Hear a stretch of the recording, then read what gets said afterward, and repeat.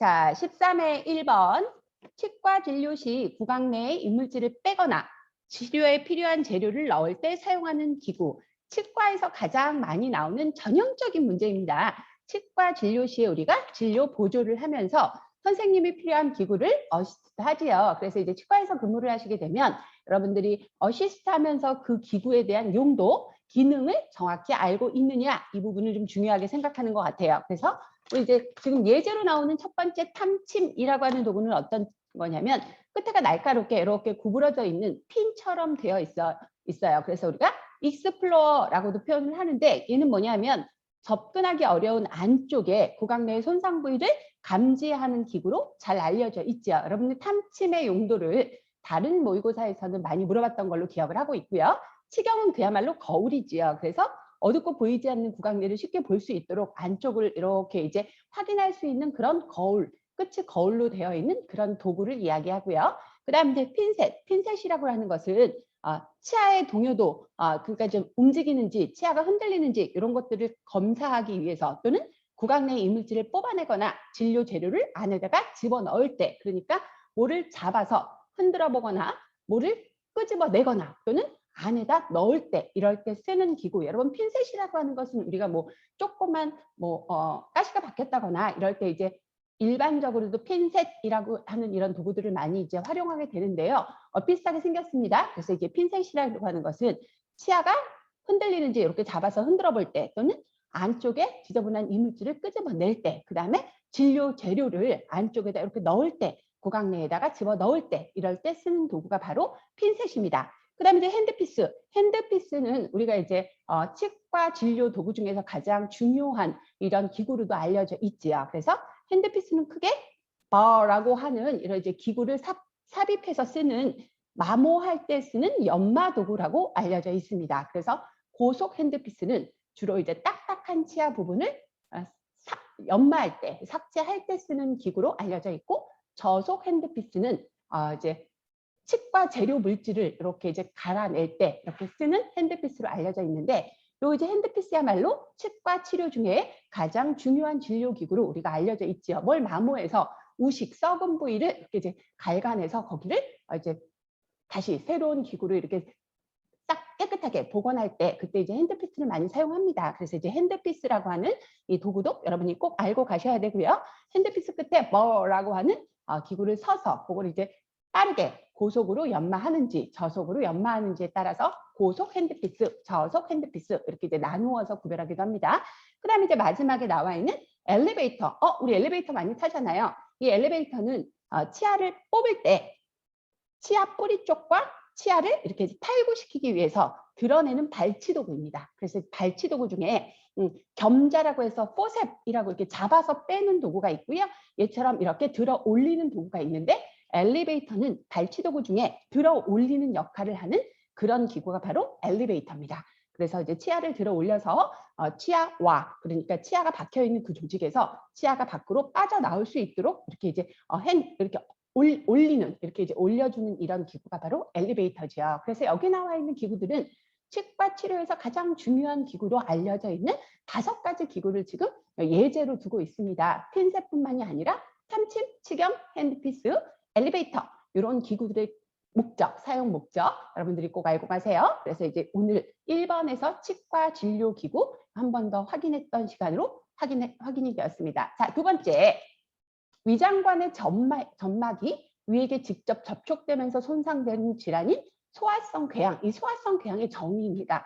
소화를 하기 위해서 위액에서 나오는, 위 점막에서 나오는 이런 강력한 소화 물질들이 직접적으로 점막에 닿으면서 자극을 주게 돼서 그 점막 조직이 부식되게 되는 상황, 이게 바로 소화성 궤양이고요. 이런 궤양이 가장 잘 발생하는 부위는 가장 적극적인 소화가 이루어지는 십이지장이라는 소장입니다. 십이지장 한번 해볼까요? 어떻다고요? 십이지장. 그죠? 이 십이지장이라고 하는 데는 굉장히 강력한 소화가 이루어집니다. 소화액도 분비되고 위에서 위액과 섞인 음식들이 십이지장에 도착하게 되면 강력한 연동 운동이 이제 진행이 되면서 십이지장 바로 옆에 있는, 혹시 췌장이라고 들어보셨죠?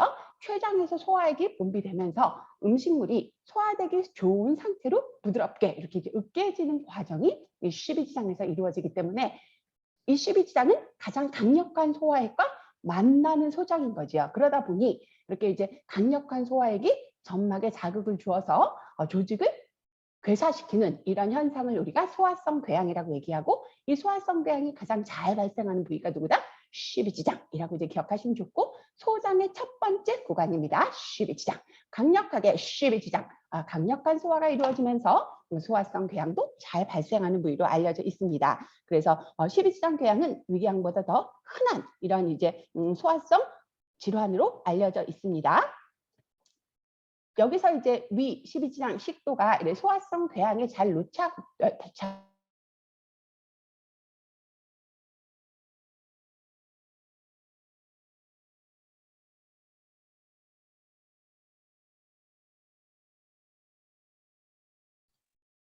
강력하게 궤양이 발생하는 부위로 12지장을 기억하시면 좋을 것 같아요.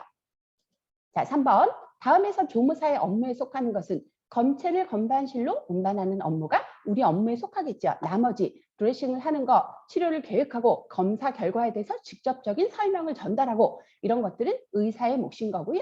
나머지 간호계획은 간호사의 몫으로 여러분 기억하세요. 자, 갑상선 절제 후 근육의 강직, 경련을 호소하는 환자의 후유증에 대해서 확인하기 위한 검사로 옳은 것.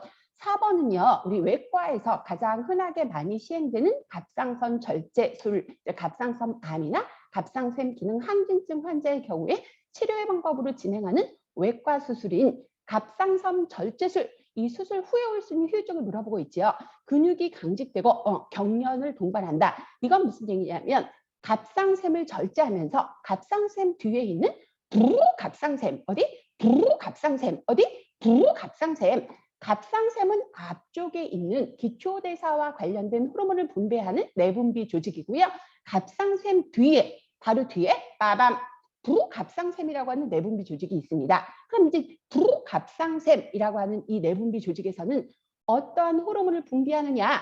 여기는 파라스라고 하는 호르몬을 분비합니다. 부갑상샘은 갑상샘 뒤에 있기 때문에 갑상샘이 기능이 항진되어서 샘을 절제하거나 암 조직을 절제하는 외과적인 집도하는 과정에서 잘못하면 부갑상샘 조직에 손상을 줄 수 있다는 거지요. 그래서 이제 이 부갑상샘 조직에 문제가 생기게 되면 부갑상샘에서 분비되는 칼슘 대사와 관련된 파라스, 무슨 호르몬? 파라스. 뭐라고요? 파라스. 파라스라고 하는 이 호르몬의 분비가 감소되면서 우리 몸의 칼슘 대사가 떨어져서 근육의 탄력을 유지할 수 있게 하는 이런 칼슘의 기능이 저하되는 증상이 동반되고, 그 증상이 바로 근육의 강직, 뻣뻣해진다는 거죠. 그 다음에 통증을 동반하는 이제 경련, 이런 경련들이 나타날 수 있다는 거예요. 그래서 이제 이런 근육 강진, 경련이 나타나는 칼슘 부족 증상을 우리가 질병의 이름으로는 테타니라고 얘기하는데, 이 테타니 질환은 주로 부갑상샘에서 칼슘 대사와 관련된 호르몬의 분비가 부족할 때 뭔가 문제가 있는 거죠. 이제 발생하는 증상입니다. 그래서 이제 이 근육 강직, 경련을 호소할 경우에 우리 혈중의 칼슘 수치를 검사해서 이 혈중 칼슘 수치가 저하되지 않았는지, 쉽게 말하면 저칼슘 혈증이라고 하는 증상이 있지 않은지 그걸 확인하라는 거죠. 이게 근육이 강직되고 통증을 동반하는 경련이 발생하면서 얼굴도 굉장히 심하게 이렇게 이제 일그러지고 얼굴이 삐뚤어지고, 그다음에 이제 후두 이런 쪽에 강직이 오거나 뭐 이런 증상을 동반할 수 있다는 겁니다. 그래서 이제 이런 경우에 혈중의 칼슘 수치가 떨어졌다, 부갑상샘이 손상받았다라고 이제 평가가 되어진다면 칼슘량을 올릴 수 있는 약물 치료를 진행하게 되는 거죠. 그래서 이렇게 이제 근육의 강직, 경련, 호흡곤란 증상을 호소할, 후두 강직이기 때문에 후두 강직을 호소할 수 있기 때문에 우리가 이런 경우에 갑상샘 절제한 후에 환자의 상태를 잘 꼼꼼히 살펴볼 수 있어야 한다는 거다. 그래서 이제 혈중 칼슘 수치를 검사한다가 정답이 되겠고요. 옆에 혈중 칼슘 수치가 떨어지게 되면 저칼슘 혈증을 확인하게 되면 혈청 내 칼슘량을 올릴 수 있도록 우리가 이제 치료 요법을 함께 고민해야 된다는 거고요. 그리고 이제 후두에 강직이 생겨가지고 호흡이 곤란해지면 호흡기를 이제 확장할 수 있는 호흡의 통로, 이제 공기의 통로를 확장할 수 있는 이런 처치도 같이 진행해야 된다는 겁니다. 그래서 이제 갑상샘 절제 수술은 수술 자체가 위험하거나 굉장히 뭐 이렇게 크게 이렇게 이제 바라보는 시선은 아니지만 갑상샘 뒤에 있는 부갑상샘이라고 하는 칼슘 대사와 관련되는 호르몬을 분비하는 내분비 조직이 손상받을 수 있다라고 하는 이 부분을 우리가 이해하고 있어야 된다는 겁니다. 그래서 이제 4번은 조금 어려운 차원의 내분비 문제가 하나 나온 건데요. 갑상샘은 우리가 알고 있는 기초대사와 관련된 호르몬, 그다음에 혈중의 칼슘 수치를 떨어뜨리는 뼈로 혈중의 칼슘을 옮기는 그런 역할을 하는 칼시토닌이라고 하는 호르몬을 분비하는 내분비 조직이었고, 그 뒤에 부갑상샘이라고 하는 이 내분비 조직에서 파라스, 다시 한번 해볼게요. 파라스라고 하는 이 호르몬을 분비해서 혈중의 칼슘을 높여주는, 혈중 칼슘을 적당하게 이렇게 유지할 수 있도록 해주는 그 기능을 담당하게 되는데, 그 조직에 문제가 생겼을 때는 혈중 칼슘 수치가 떨어지게 되면서 칼슘으로 인한 근육의 기능이 떨어지게 되는 근육 강직, 통증을 동반한 경련, 얼굴의 뒤틀림, 그다음에 후두근의 마비, 이런 증상이 나타날 수 있다는 거죠. 그래서 앞쪽을 수술했는데 뒤쪽에 영향을 줄 수 있는 이런 부작용 여러분들이 꼭 기억하시면 좋고, 혈중 칼슘 수치는 떨어지게 결과가 확인될 수 있다. 그렇게 기억하시면 좋아요. 자, 5번 바이러스성 간염 환자의 시기로 옳은 것. 우리가 이제 바이러스성 간염 여러 가지가 있는데요. 뭐 B형 간염, C형 간염, 뭐 A형 간염 전부 다 바이러스를 통해서 간으로 바이러스가 이동이 되어서 간에 치명적인 영향을 미쳐서 염증을 동반하게 되는 그런 상태가 바로 바이러스성 간염이라고 이제 이해하시면 좋고요. 이런 바이러스성 간염 환자의 시기로 옳은 것은 이제 바이러스가 간으로 침투가 되어서 이제 간 기능을 저하시키고 전신 피로 증상을 동반하게 됐기 때문에 이런 상태에서는 환자가 잘 먹어야 됩니다. 그러니까 열량이 높은 시기를 제공합니다. 그래서 이제 열량이 높은 시기를 제공하고, 열량이 높으려면 우리가 이제 주로 제공하는 시기가 고탄수화물 시기입니다. 에너지를 많이 쓰기 때문에 에너지를 많이 내게 하는 탄수화물 식사를 많이 줍니다. 그래서 이제 고탄수화물 시기를 주고, 그다음에 지방과 단백질은 보통으로 제공을 합니다. 그래서 이제 에너지를 많이 소모해야 되기 때문에 많은 에너지를 만들 때는 고열량 시기, 즉 고탄수화물 시기를 제공하고, 그다음에 이제 지방과 단백질은 적당한 정도, 평균 성인이 섭취하는 정도의 지방 단백질을 섭취하게 하고, 그다음에 새로운 세포를 만드는데 많은 도움을 주는 비타민 B, 뭐라고요? 비타민 B를 많이 섭취하게 되면 빨리 간이 회복될 수 있겠다. 이거는 이제 영양에서 우리가 배웠던 내용의 한 부분이고요. 바이러스성 간염 환자는 에너지 대사를 많이 필요로 하고 회복되기 위해서 고열량 시기가 필요하고, 고열량의 기본이 되는 에너지를 많이 만드는 데 기본이 되는 식사는 고탄수화물 시기일 것이다. 이렇게 이제 기억하시면 좋아요. 그래서 고열량 시기, 이 옆에다가 고탄수화물 시기, 그다음에 보통량의 지방과 단백질, 그리고 비타민 B군의 섭취 증가를 같이 기억해 주시면 좋을 것 같습니다. 뇌의 주된 에너지원으로 사용되는 영양소 탄수화물이죠. 요거는 이제 가볍게 생각하게 되면 에너지를 쓴다는 것은 뭐냐면 지속적으로 이거 활동을 하면서는 밖으로 나가는 이런 이제 에너지를 뇌에서 가장 많이 하루 종일 평생 쓴다고 생각하시면 되고, 이런 에너지원의 기본이 되는 이 영양분이 바로 누구다? 포도당이다. 그게 포도당을 만드는 이 원료가 뭐냐? 탄수화물이라는 거죠. 그래서 이제 이 포도당을 만드는 원료가 탄수화물이기 때문에 탄수화물을 충분히 섭취해줘야 내가 끊임없는 에너지를 쓸 수 있겠다. 그래서 뇌가 기뻐하는 에너지가 포도당인 거죠. 그래서 우리가 피곤할 때, 스트레스 받을 때 많은 에너지를 지금 쓰고 있는 상황에서는 그 어떤 것보다 달달한 것이 입에 땡기고 내 몸이 원하는 영양소가 되는 거죠. 그래서 여러분들 스트레스 많이 받을 때 단 거, 단 음료 많이 드시잖아요. 그렇게 기억하시면 좋아요. 그래서 탄수화물 옆에 포도당이라고 써주세요. 그래서 탄수화물의 분해 산물인 포도당이 뇌 에너지원으로 많이 쓰이고 있다. 비경구 투약인 주사. 자, 투약은 크게 두 가지로 나눕니다. 무슨 투약? 무슨 투약? 그죠? 경구 투약, 비경구 투약. 그러면 경구 투약은 입으로, 오랄로, 구강으로 섭취하는 투약의 형태를 말하고, 그 다음에 입으로 먹는 투약이 아닌 나머지 투약의 형태를 우리가 비경구 투약으로 묶어서 기억하시면 좋죠. 그래서 이제 이 비경구 투약인 대표적인 투약 방법은 주사죠. 주사에서 약물의 흡수가 가장 늦은 경우는 혈관이 가장 얇은 형태의 투약 방법이 되겠죠. 어디? 그죠? 많은 모세혈관, 굉장히 가느다란 모세혈관으로 약물이 흡수되기 위해서는 어느 정도의 시간이 충분히 있어야 하는 그런 형태의 흡수 형태, 바로 뭐예요? 피하 조직에 투약하는 이제 호르몬제인 인슐린 투약이죠. 옆에 예방 접종도 같이 써주시면 좋을 것 같아요.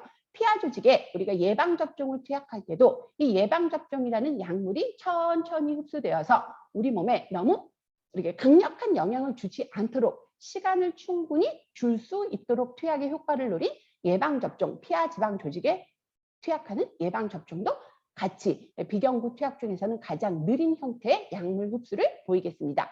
근육 같은 경우는 피하 지방보다는 잘 발달된 혈관이 있기 때문에 근육에 투여하게 되면 실질적으로 피하 지방보다는 굉장히 빠른 속도로 약물이 혈관을 통해 원하는 조건으로 이동할 수 있겠죠. 그래서 이제 가장 빠른 것은 정맥 주사가 되겠고, 그죠?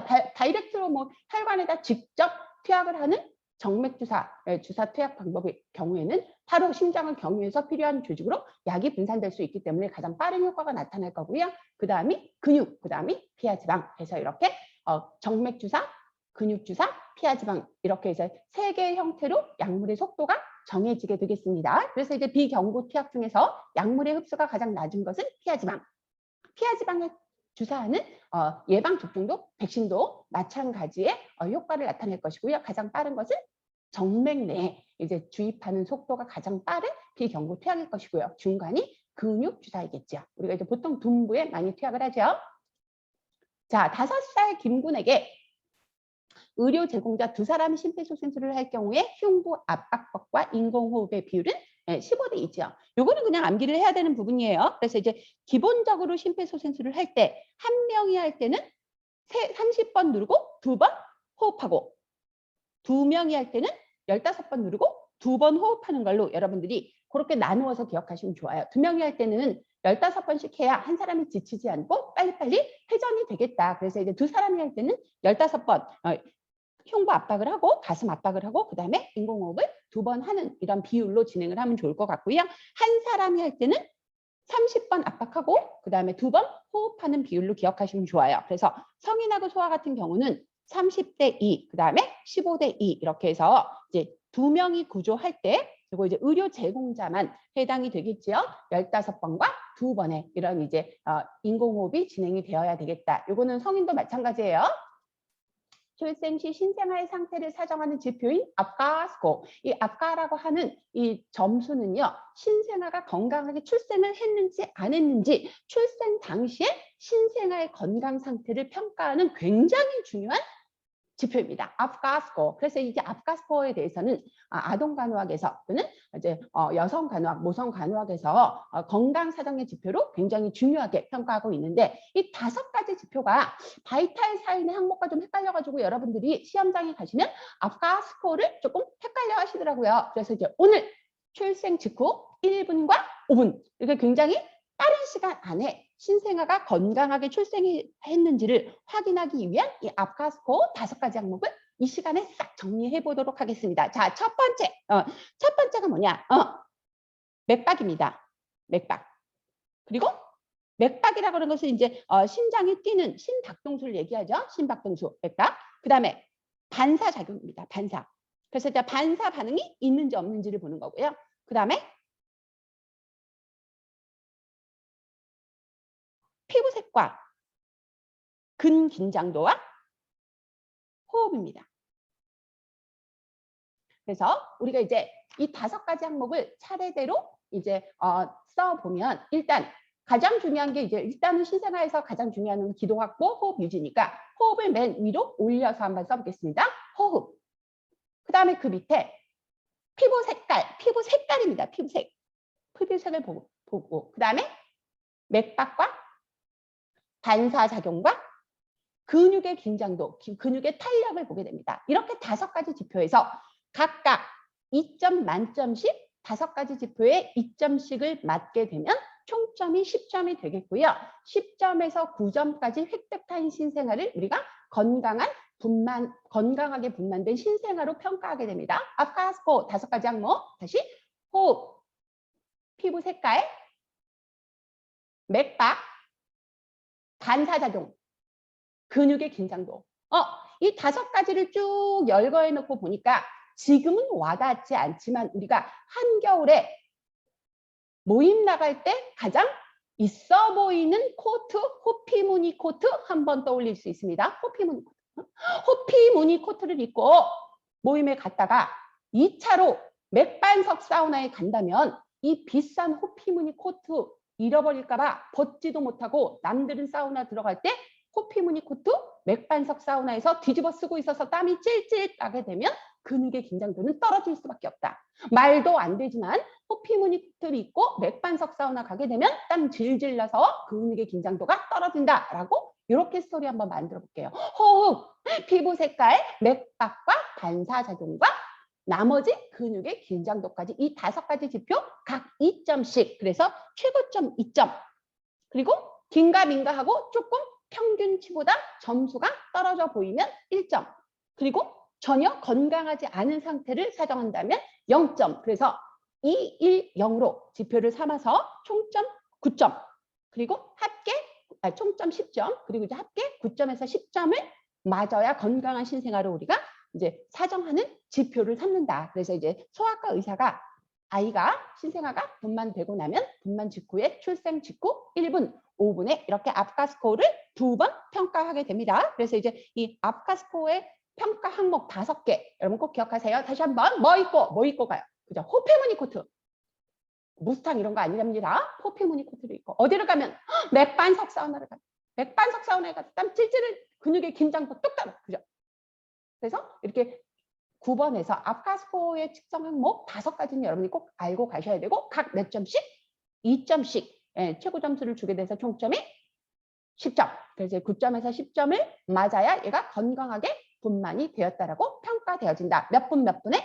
1분과 5분에 9번은 그렇게 기억하세요. 아프가스코 기억해 주세요. 2가지 이상의 약물을 병행에 있을 때 각 약물이 감소 또는 상쇄되는 것 떨어진다는 거죠. 뭐예요? 기량작용. 이런 약 쓰면 되겠어요? 안 되겠어요? 그죠? 안 되겠죠. 그래서 이제 대한약전을 보게 되면 우리나라에서 의사들이 처방하는 약물들이 웬만하면 기량작용을 갖지 않는 범위 내에서 조합이 되어 있는 것들을 확인할 수 있습니다. 그래서 이제 기량작용이라는 것은 2가지 약물을 같이 썼을 때 약물의 작용이 감소 또는 상쇄, 떨어질 수 있기 때문에 이 약은 혼합 처방을 하면 안 되는 이런 이제 어떤 기준이 있어야 된다는 거죠. 그래서 이제 10번에 보게 되면 기량작용. 그 다음에 이제 기량작용 말고요. 2번째 나오는 상승작용. 그야말로 함께 투여한 약물의 효과가 각 약물의 단독 투여에 의한 효과보다 합이 큰 거죠. 합이 크다. 상승작용. 그 다음에 2개를 더했을 때 딱 그 약물의 효과만큼만 나타나는 것은 4번에 나오는 상가작용이겠죠. 그래서 상승작용은 함께 투여한 2가지 약물의 효과가 단독 투여한 거에 비해서 항상 합이 크게 나오기 때문에 1+1이 3의 효과를 나타내는 것이 상승 효과. 그 다음에 부작용은 뭐예요? 그죠? 약물의 본래작용 외에 예측하지 않은 다른 작용이 나타나는 것이 부작용이죠. 우리 약국에서 약 사가지고 앞에 효능을 보게 되고 뒤에 엄청난 부작용을 보게 된다면 모든 약물이 몸에 들어가서는 원치 않는 예측하지 않은 기타 등등의 다른 작용이 나타날 수 있겠다라고 여러분들이 이해하실 수 있어요. 그래서 이제 기량작용, 상승작용, 상가작용, 부작용 이 뜻은 약리학에서 많이 물어보는 이제 개념이니 여러분 알고 가세요. 퇴행성 관절염, 그죠? 할머니 할아버지들이 가장 많이 앓고 있는 만성질환의 1, 2, 3, 탑 3 안에 들어갑니다. 퇴행성 관절염으로 힘들어하는 김씨 할머니에게 적정한 운동. 퇴행성 관절염은 어쩔 수 없이 마모되어 가고 있는 연조직의 퇴행으로 생기는 만성질환이기 때문에 이거는 완치는 어렵고요. 그래도 경직되거나 퇴행이 빨리 진행되지 않도록 그 기능이 유지될 수 있는 이 범위 내에서 그 관절에 무리가 가지 않는 적절한 운동을 하는 것으로 우리가 이제 조금 나아질 수 있다, 개선될 수 있다라고 이야기합니다. 그래서 이제 퇴행성 관절염에 좋은 것은 이제 물리적인 자극이 되지 않는 범위 내에서 이렇게 우리 관절을 쓰는 수영이나 그다음에 평지 걷기, 그러니까 천천히 보행을 하는 정도의 평지 걷기 운동. 그다음에 이제 고정식 자전거 타기 있잖아요. 이제 뭐 예를 들어 그 노인센터에 문화센터에 또는 댁에 계셔서 딱 고정되어 있는 상태로 천천히 힘을 가해서 무리되지 않은 상태에 관절을 쓸 수 있는 요 고정식 자전거 타기 정도에 따라서 필요할 수 있겠다. 그래서 이제 계단을 오르내리는 물리적인 힘이 가해진다거나 등산을 한다거나 이런 건 그렇고, 걷기 중에서도 높낮이가 있는 것보다는, 높낮이가 있게 되면 관절에 무리가 가겠죠. 그 이제 평지 걷기, 그 다음에 수영 또는 고정식 자전거는 탈 수 있는 범위 내에서는 천천히 페달을 밟으면서 이렇게 이제 타보는 것도 좋겠다. 이렇게 기억하세요. 인체를 감싸고 있는 하나의 생체 기관, 가장 바깥쪽 조직을 우리가 피부라고 얘기하죠. 이 피부에 관한 설명으로 옳은 것을 물어보네요. 그래서 가장 바깥쪽에 있는 피부를 우리가 표피라고 부르고요. 이게 가장 얇은 피부층이 바로 뭐다? 표피인 거죠. 그리고 이제 이 표피 아래에 진짜 피부의 기능이 가장 많이 이루어지는 두꺼운 피부층인 진피층이 있죠. 이 진피층은 바깥쪽에 오돌도돌 튀어나와 있는 유두층이 있고, 아래쪽에 망상층, 네트워크, 그물처럼 생겨 있는 망상층으로 이루어져 있어서 진피는 위쪽에 유두층, 아래쪽에 망상층으로 이제 만들어져 있습니다. 그리고 이제 그 아래 가장 깊은 피부를 피하 지방, 피하 조직이라고 얘기하죠. 그래서 표피 밑에 진짜 피부인 진피 밑에 피하 지방 조직, 이렇게 세 개의 레이어로 형성되어 있습니다. 표피, 진피, 피하 지방. 그래서 이제 피하 지방은 지방 조직으로 되어 있고, 그 다음에 그 위에 진피라고 하는 곳에 위쪽에 유두층이 있고 아래쪽에 망상층으로 이렇게 두 개의 형태의 피부 조직이 형성되어 있습니다. 그래서 이제 진피에는 혈관, 신경, 그 다음에 감각 세포, 땀샘, 피지선, 이런 이제 모든 감각 조직들이 거기 있기 때문에 출혈이 있게 되고 통증을 느끼는 기능도 실질적으로는 진피에서 진행이 된다는 거죠. 그래서 혈관, 신경, 땀샘, 피지선, 모낭, 이런 이제 우리 진짜 피부라고 알고 있는 피부가 하는 대부분의 기능을 진피에서 하고 있다는 거예요. 그래서 이 진피는 표피보다 두껍고 진피 밑에 있는 조직이 피하 지방 조직이다. 그리고 이제 이 진피는 위쪽에 유두층과 아래쪽에 망상층으로 두 개의 층으로 형성되어 있고, 이제 피부 쪽엔 우리가 에르고스테롤이라고 하는 이런 이제 전구 물질이 존재하다가 자외선을 만나게 되면 비타민 D를 합성해서 혈관을 통해서 칼슘을 뼈에 이동할 수 있게 하는 그런 기능을 돕는 기능도 가능해요. 그래서 이제 피부 아래쪽에 에르고스테롤이라고 하는 전구 물질이 자외선과 만나서 비타민 D를 만들게 되면 이 비타민 D는 혈관을 통해서 흡수가 되어서 이제 우리가 먹은 칼슘이 뼈로 가서 뼈를 튼튼하게, 아주 컴팩트하게 형성할 수 있도록 뼈를 튼튼하게 해주고, 그 다음에 뇌로 이동을 해서 뇌가 기분 좋아질 수 있게 하는 환경을 제공하고, 이런 기능을 해준다는 거죠. 그래서 이제 이 비타민들을 합성한다는 것도 피부에 굉장히 중요한 기능입니다. 그리고 이제 감각기관이 있기 때문에 진피층에 있는 감각기관이 외부로부터 오는 통증, 그 다음에 감각, 촉각, 그 다음에 온도에 대한 반응, 그 다음에 압각, 이런 감각을 다 느낄 수 있다는 거죠. 그래서 이런 이제 피부와 관련된 이 해부학적 구조는 여러분들이 한번 이 문제를 통해서 이해해 보시면 좋을 것 같고요. 그 다음에 아까 얘기했던 비타민 D 합성이라고 하는 피부의 우수한 기능도 기억하셔야 좋을 것 같고요. 이 비타민은 뼈를 튼튼하게 하기도 하고 뇌를 즐겁게 하는, 우울을 극복하게 하는 좋은 좋은 조효소이기도 합니다. 그래서 이제 비타민 D라고 하는 이 물질의 합성, 이것도 같이 기억하시면 좋을 것 같아요. 자, 12번, 1번이 정답이겠습니다. 생후 4개월 된 영아. 자, 영아는요, 생후 12개월 미만, 그러니까 내일이 돌잔치를 해. 그러면 오늘까지가 영아입니다. 그래서 태어나면서 딱 28일, 한 달에 평가되는 아이들은 우리가 신생아라고 평가를 하고요. 그 이후부터 돌 직전까지의 아이를 우리가 영아라고 얘기하죠. 이 영아, 이 생후 4개월 된 영아의 발달 단계, 이거 많이 나오죠. 참 외우기도 힘들고 외워도 자꾸 잊어버리는데 한번 우리 그냥 정리해볼까요? 날도 시원하고 오늘 아침에는 머리도 맑습니다. 예, 그래서 이제 한번 생각해보기 좋은 것 같습니다. 일단 한 달 정도 됐을 때, 그러니까 신생아기를 넘어가면 좀 한 달 정도가 되게 되면 엎드려 뉘어놓으면요, 구부린 자세를 취하고 고개를 들려고 한다는 거죠. 고개를 들려고 해요. 엎드렸을 때 고개를 들려고 한다는 거. 예, 그 다음에 2개월에서 3개월에 이 2개월에서 3개월 정도가 되게 되면 이제 100일을 앞두고 있는 단계가 되게 되는데, 이때는 고개를 세울 수 있다라고 보는 거예요. 고개를 세울 수 있다. 그래서 우리가 100일 사진 찍어주잖아요. 고개를 세울 수 있으니까 애를 의자에 앉혀놓으면 애가 각을 잡는 거죠. 그래서 이제 고개를 세울 수 있는 게 2개월에서 3개월. 애들이 빨라진 거예요. 그리고 이제 4개월에서 6개월 정도가 되면 엎드린 자세가 되게 되면 전반적으로 머리를 들고 엎드린 자세에서 뒤집기도 하고 물체를 입으로 가져가기도 한다는 거. 그래서 4개월에서 6개월이 되게 되면 이제 반 정도가 되는 거죠. 영아의 발달 단계에서 영아기에 총 12개월 과정 중에 반 정도가 지나게 되면 엎드린 자세에서 전반적으로 지탱하면서 머리도 들고 뒤집기도 하는, 이 뒤집기가 되는 자세가 바로 4개월에서 6개월. 그다음에 물체가 입으로 가는 거죠. 그러니까 뒤집는다라는 얘기가 없으니 이미 4개월 정도 되면 3개월이 지났기 때문에 목은 가눌 수 있고 뒤집을 수도 있으면서 물체를 입으로 가져가기도 한다는 거죠.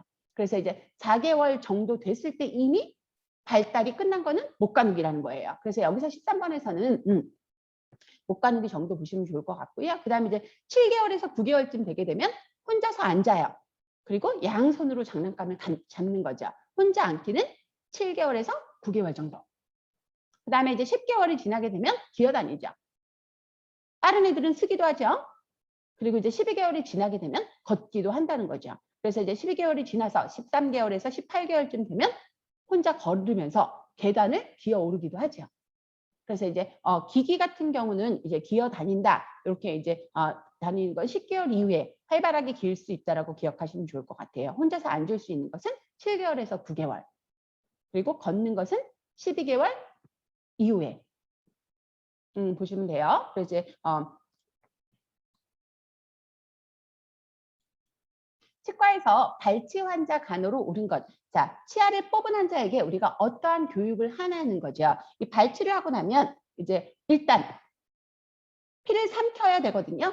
왜요? 지혈을 위해서. 이 침을 뱉게 되면 피가 난다고 그래서 침을 뱉게 되면 이제 이 뱉는 물리적 힘에 의해서 지혈이 잘 안 될 수 있어요. 그래서 지혈을 위해서 2시간 정도 꺼지를 꼭 물고 있게 하고 피가 나겠지만 본인이 조금 불편하겠지만 삼키도록 해야 돼요. 그래서 이제 우리가 발치한 환자들에게 뭐 예를 들어 임플란트를 하기 위해서 심하게 손상된 치아를 발치한다거나 또는 뭐 우식증이 있어서 어쩔 수 없이 발치가 진행돼야 되는 이런 이제 환자들이 병원에서 많이 확인이 되게 되는데 그런 경우에 발치 후에 어떤 간호 교육을 해야 되는지가 나름대로 치과 간호에서 중요한 의미를 차지하기 때문에 14번 같은 문제는 자주 등장을 합니다. 그래서 입안에 나는 피, 침 이런 거 뱉지 않고 삼켜야 돼요. 이거는 지혈을 위한다는 거죠. 그래서 뱉지 않도록 우리가 잘 교육을 해야 되고 이유가 지혈이 돼야 되는데 뱉으면서 자극이 되게 되면 다시 지혈이 되지 않기 때문에 요 이제 지혈이 되는 시간 2시간 정도 꺼지를 물고 있도록 이렇게 이제 잘 설명이 돼야 되고요. 그리고 이제 빨대 사용하면서 이렇게 뭐를 빨아들이는 이 힘을 만들게 되면 출혈이 지속될 수 있으니까 빨대 사용하지 않도록 해야 돼요. 빨대를 먹으면서 이렇게 빨대를 사용해서 음식물을 이렇게 끌어다니면서 음압을 만들게 되면 이 음압에 의해서 출혈이 지속적으로 지혈될 수 있다. 출혈이 지속적으로 진행될 수 있다. 그래서 빨대 사용하면 안 될 것 같고요. 발치한 부위는 48시간, 약 이틀 동안 냉찜질을 해서 혈관을 수축하고 출혈을 출혈을 이제 우리가 멈추게 해야 되겠죠. 그래서 우리가 보통 출혈을 멈추게 하기 위해서 하는 코피가 날 때도 마찬가지지만 냉찜질을 지원합니다. 그리고 이제 48시간 정도는 출혈이 완전히 멈출 때까지 냉찜질하고 붓기를 완화시키고 통증을 완화시키는 냉찜질을 지원하도록 하고요. 발치 부위는 칫솔질을 피해서 하도록 해야 되겠죠. 그래서 발치 부위는 칫솔질을 하지 않고 가글을 통해서 이제 세척하는 걸로 그렇게 설명이 되면 좋을 것 같아요. 그래서 1번, 2번, 3번, 4번은 전부 하지 않아야 되는 내용에 대한 간호니까 여러분들이 바꿔서 생각하시면 훨씬 이제 수월하실 것 같고 3번에 발치한 이후에 약 이틀 정도는 냉찜질을 해서 통증이나 부종을 완화시키고 지혈을 유지하면 좋을 것 같다라고 기억하세요. 다량의 출혈이나 체액 손실로 인해 차고 습한 피부, 저혈압, 발한 요거는 출혈성 쇼크 증상을 나타내는 전형이죠. 이런 이제 출혈성 쇼크를 우리가 저혈량성 혈액이 줄어들게 되면 순환이 더뎌지고 순환이 더뎌지게 되면 혈압이 떨어지게 되고 혈압이 떨어지게 되면 발한과 차고 습한 피부의 특성을 나타낼 수 있기 때문에 이런 15번의 문제 출혈이 다량으로 진행된 경우나 또는 구토나 설사로 인해서 체액이 다량으로 손실될 경우에 우리가 생각할 수 있는 이 쇼크는 저혈량성 쇼크입니다. 그래서 이제 이 저혈량성 쇼크, 얘는 인체 대사 과정에서 충분한 혈액량이 부족할 경우에 맥박수, 호흡수가 증가하면서 혈압이 떨어지게 되는 이런 전형적인 쇼크를 이해하시면 좋을 것 같고요. 당연히 순환량이 적어지기 때문에 피부는 차고 축축해지고 창백해질 수밖에 없겠죠. 그리고 이제 순환량이 적어지게 되면 소변량도 줄게 되고, 그리고 이제 말초는 파랗게 청색증을 보이기도 됩니다. 그래서 이제 15번 해보시게 되면 저혈량성 쇼크의 증상을 여러분들이 알고 계시고 환자에게 나타나는 증상과 연결해서 바이탈 사인을 측정하실 때도 참고하셔야 된다는 거 기억하세요. 그래서 이제 15번은 저혈량성 쇼크를 물어보고 있습니다. 자, 16번 병실의 환경 관리에 대한 설명이 나오네요. 요거는 우리 책에도 뭐 이렇게 100% 다 등장하는 내용은 아닌데 한번 정리하는 시간으로 가지면 좋을 것 같아요. 병실은 일단 제일 좋은 것은 낙상을 위해서, 사고 예방을 위해서 이제 조명이라든지 바닥 관리가 굉장히 중요합니다. 그래서 사고 예방을 위해서 우리가 밤에는 간접 조명이죠.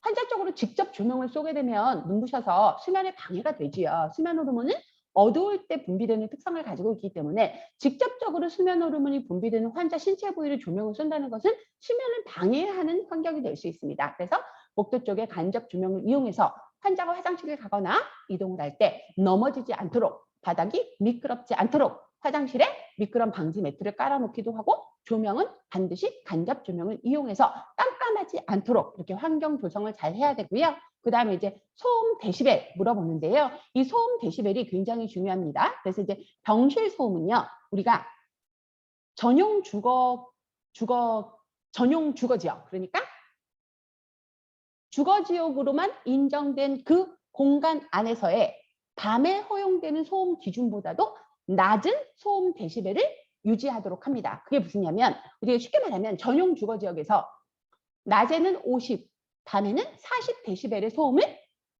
기준으로 적용하고 있거든요. 그러면 전용 주거지역에 밤에 유지되어야 할 소음의 기준보다 병실은 10이나 낮은 30 데시벨 이하로 유지되어야 환자에게 자극이 되지 않는다는 거죠. 그래서 병실에서는 소음을 만드는 환경을 최대한 배제하고 우리가 관리해야 된다는 거죠. 그래서 이제 병실 소음은 30 데시벨 이하라고 하는 기준 굉장히 중요하고, 우리 책에는 정확하게 표현되어 있지는 않지만 이거는 나름대로 병실 환경 관리에 대한 중요한 기준이 될 수 있기 때문에 여러분들이 한번 알고 이해하고 계시면 좋을 것 같고, 가르치고 전용 주거지역에 밤 소음의 기준이 40 데시벨이라고 생각을 하신다면 밤보다 더 조용해야 되는 것이 병실의 환경이라는 거죠. 예, 그 다음에 환기를 할 때, 환기는 직접 환기를 하게 되면 환자에게 차가운 바람이 닿아서 자극이 될 수 있기 때문에 간접 환기, 그러니까 창문을 열지 않고 복도문을 열어서 바깥에서 들어오는 공기가 복도를 통해서 한번 여과된 상태에서 이렇게 병실로 들어올 수 있도록 간접 환기를 이제 우리가 유지하도록 합니다. 그 다음에 이제 병실 습도, 여러분 이건 기본간호학에서 그냥 통상 병실의 습도는 40에서 60% 정도가 적당하다는 걸로 이해하셨고요. 그 다음에 이제 병실에서 조명은요, 백룩스라고 기억하시면 좋아요. 너무 강하지 않게. 그래서 이제 백룩스, 60에서 100룩스, 일반 병실의 이제 기준이 되는 조명은 60에서 100룩스 정도의 조명이 적당하겠다. 그래서 일반 병실의 조명은 100룩스 정도 될 것이고, 병실 소음은 30 데시벨 이하로 유지가 돼야 될 것이고, 병실의 습도는 40에서 60% 정도가 유지가 되어야 호흡기에 자극이 되지 않을 것이다. 16번은 굉장히 나름 신경 쓴 문제라고 보여집니다. 자, 심장 근육의 전기적 활동 상태를 그래프상에 나타나게 하는 심전도 검사. 심전도 검사의 어떤 이제 특징을 잘 이야기하겠죠. 심장이 주기적으로 수축하고 이완해서 혈액을 밖으로 내보내고 혈액을 받아들이고 있는 그런 활동을 우리가 그래프로 확인하는 그 검사가 바로 뭐다? 심전도 검사입니다. 그래서 이제 이 심전도 검사는 금식은 하지 않아도 되고요. 검사 도중에 움직이거나 말을 해서 갑자기 기초대사가 상승될 만한 환경을 만들지 않습니다. 그러니까 편안하게 환자가 누워있는 상황에서 외부 자극이 최대한 배제된 상태에서 심장의 정기적 활동이 정상으로 움직이고 있는지 그걸 이제 확인하는 그래프기 때문에 검사기 때문에 검사 도중에 말을 하거나 부착된 센서가 부착된 부위를 심하게 움직이지 않도록 가만히 계셔야 되는 거고요. 예, 그다음에 누워 있는 상태 앙화위로 이렇게 이제 심전도 검사를 하는 것이 가장 정확한 검사 결과를 이제 나타낼 수 있겠고요. 그다음에 환자의 가슴 사지에 전극을 붙이고 앙화위로 누워서 검사가 끝날 때까지 움직이지 말라고 주의를 줘야겠죠. 네, 그래서 이제 우리가 전극 부착 부위 여기는 베타딘이 아니라 알코올로 한번 닦아서 이제 부착을 하지요. 네, 그리고 심전도 전극을 가슴 그리고 이제 사지 팔 양쪽 그다음에 다리 두 개의 사지에 붙여서 검사를 진행합니다. 그래서 이제 심전도에 대한 부분 여러분 잘 알고 계시겠지만 어떻게 검사가 진행되어야 하는지 환자에게 사전적으로는 금식은 하지 않아야 되지만 검사하는 시간 동안은 움직이지 말라고 사전에 교육이 돼야 된다는 거. 체위는 앙화위로 누워 있으면 좋을 것 같고 그다음에 이제 알코올로 한번 닦고 사지와 가슴 쪽에 전극을 부착한다는 거 그거 정도 기억하시면 좋을 것 같아요. 그래서 이제 EKG 우리가 심전도라고 하는 검사의 경로 이걸 여러분들이 이제 한번 확인해 보셨고요. 자, 분만 3일째인 김씨 부인이 유방우려는 올 수 있는 자연스러운 증상이지요. 그래서 이제 유선이 자극이 되어서 유선 안에 유즙이 꽉 차게 되면서 통증을 호소하게 되는 이런 형태가 바로 유방우려이고요. 우려를 호소할 때 간호는 우리가 이제 일단 우려이 있게 되면 통증이 굉장히 심각하기 때문에 이 통증을 감소하기 위해서 유방대나 브래지어로 지지를 하고 그 다음에 수유 전에 더운 물 찜질을 하고요.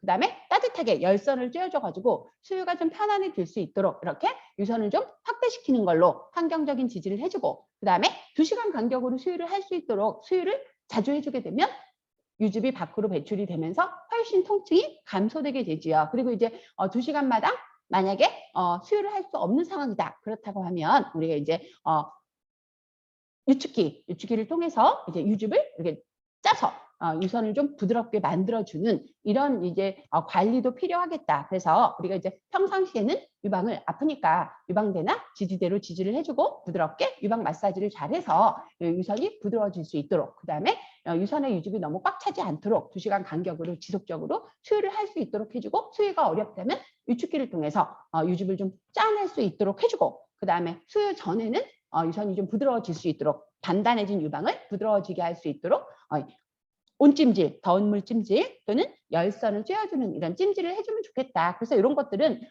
개선이 될 수 있는 이러한 생리적인 반응이기 때문에 우리가 자주 수유를 해주면서 유선을 평상시에 마사지로 부드럽게 해준 다음에 그 다음에 이제 너무 심한 통증이 있고 이럴 때 이제 유방대나 브래지어로 지지를 해서 통증을 좀 이렇게 누르는 증상에 의해서 감소될 수 있도록 이렇게 도와주는 것도 하나의 방법이 되겠다. 이렇게 기억하세요.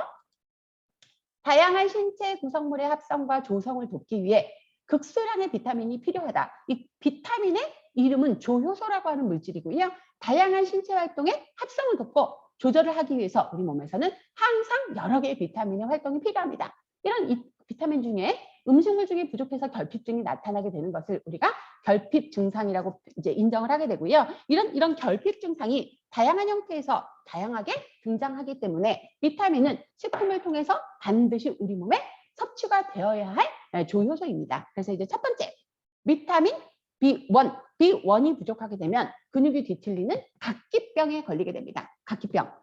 다발성 신경염도 동반되게 됩니다. 그래서 이제 비타민 B1은 이제 정신, 신경계 계통을 원활하게 하기도 하기 때문에 티아민이라고 부르는 이런 비타민이고요. 얘가 부족하게 되게 되면 근육이 뒤틀리는 각기병, 그 다음에 다발성 신경염, 신경이나 정신계통의 활발한 활동을 돕기 때문에 이런 비타민 B1이 부족하게 되면 이런 각기병이 이루어지고요. 비타민 C는 여러분이 잘 알고 있는 어떤 증상이 동반돼요? 그죠?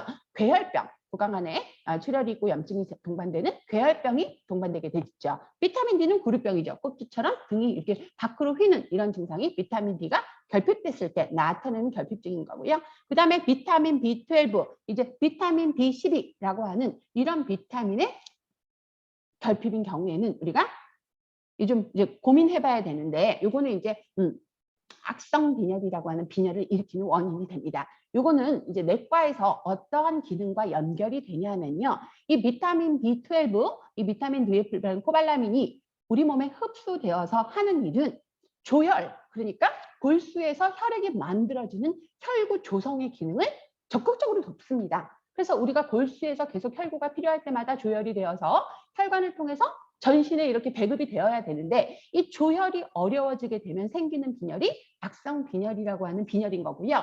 이 조혈이 어려워지는 인자는 비타민 B12, 이 이제 코발라민이라고 하는 비타민이 소장해서 흡수되게 하기 위해서 조력자 역할을 해주는 내적 인자라고 하는 물질이 있습니다. 내적 인자. 그래서 비타민 B12 옆에 내적 인자라고 해요. 내적 인자, 내적 인자.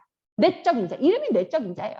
이 내적 인자는 뭐 하는 일을 하느냐? 얘는 위벽에서, 위벽 세포에서 분비되는 물질인데 이 내적 인자는 위벽에서 분비돼서 위를 따라서 십이장을 통해서 소장으로 가서 식품과 함께 비타민 B12와 함께 골수로 이동이 되어서 조혈을 돕는 그런 런닝메이트 역할을 해줍니다. 누가? 내적 인자가 어디서 분비되는데 위벽에서 분비가 된다니까. 위벽에서.